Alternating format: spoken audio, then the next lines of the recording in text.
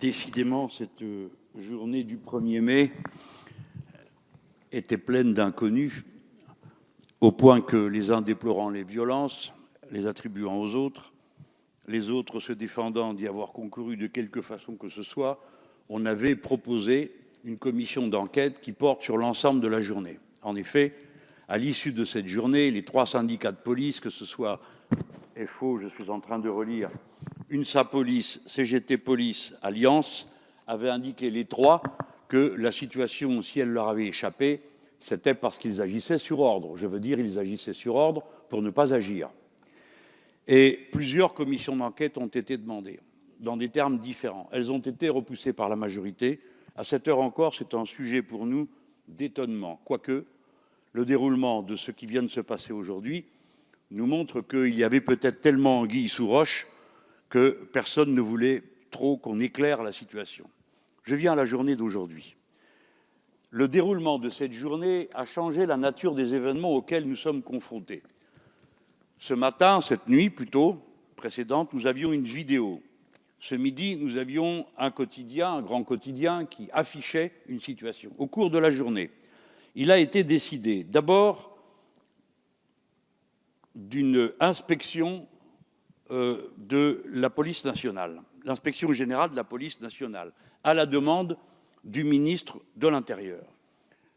La présidence de la République a informé qu'il y aurait une sanction qu'il considère comme très importante et nous comme très légère contre la personne qui était visée.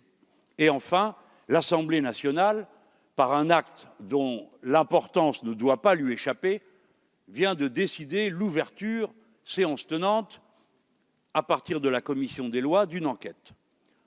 Je pense que tous les collègues doivent savoir que cette solution ne s'imposait pas. Le président de l'Assemblée a rappelé qu'elle était tout à fait extraordinaire. Et c'est donc une décision qui change le sens des événements qui se sont produits et du regard que nous portons sur elle. C'est donc une décision dont nous considérons que par elle-même, elle ouvre un moment nouveau. Et par conséquent, tout en sachant très bien que ni le président de l'Assemblée nationale, ni le président du groupe majoritaire, ni les présidents qui sont leurs alliés n'y peuvent rien, il est tout à fait extraordinaire qu'aucun ministre ne veuille venir se présenter devant l'Assemblée nationale pour répondre. Aucun. Si le Premier ministre, ça vous paraît disproportionné et marquer une importance que vous ne voulez pas donner à la situation, soit, mais qu'au moins le ministre de l'Intérieur vienne. Il s'agit de la police. C'est lui-même qui déclenche une enquête. Les faits sont là qui montrent que des individus, utilisant des uniformes de police ou quelques attributs, infiltrent leur rang, communiquent, donnent des ordres par talkie-walkie, il ne se passe rien.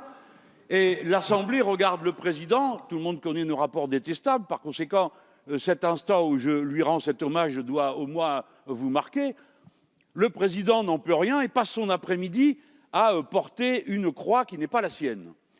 L'Assemblée nationale doit donc insister, et j'en adresse la demande formelle au président de l'Assemblée, président de l'Assemblée, et pas seulement de sa majorité, de dire au gouvernement que la décence démocratique impose qu'un ministre vienne répondre. Et précisément quand on est en train de discuter des droits du Parlement. Je ne crois pas qu'il y ait une démocratie au monde où un événement d'une telle nature ayant lieu, étant reconnu par les déclarations du président de la République qui sanctionne son conseiller, reconnu par un ministre de l'Intérieur qui déclenche une enquête et où aucun ministre ne vient s'expliquer devant le Parlement qui précisément est en train de discuter de l'élargissement, paraît-il, des droits du Parlement.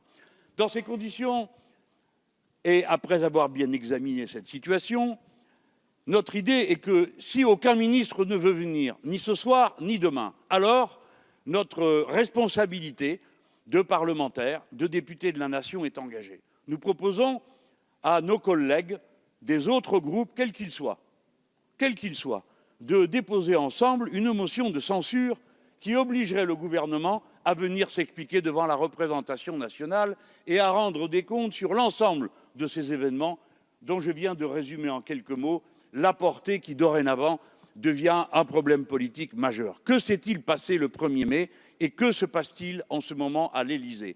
Je demande à l'exécutif de surmonter le désarroi et peut-être la panique qui l'anime à cette heure.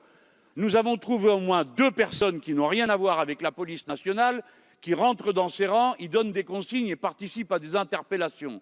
J'ai dit que peut-être il y en avait une troisième. Cela signifie qu'il y a donc une organisation de sécurité à l'Élysée qui n'est pas celle des services officiels. Qui sont ces gens? Comment agissent-ils? Comment sont-ils coordonnés? Et qu'en pense le chef de l'État? Tout cela suffirait à justifier la motion de censure que je vous propose, mes chers collègues, de rédiger avec nous, quel que soit votre groupe, je le répète, parce qu'il y va de valeurs et de principes qui me paraissent aller au-delà de nos divisions politiques.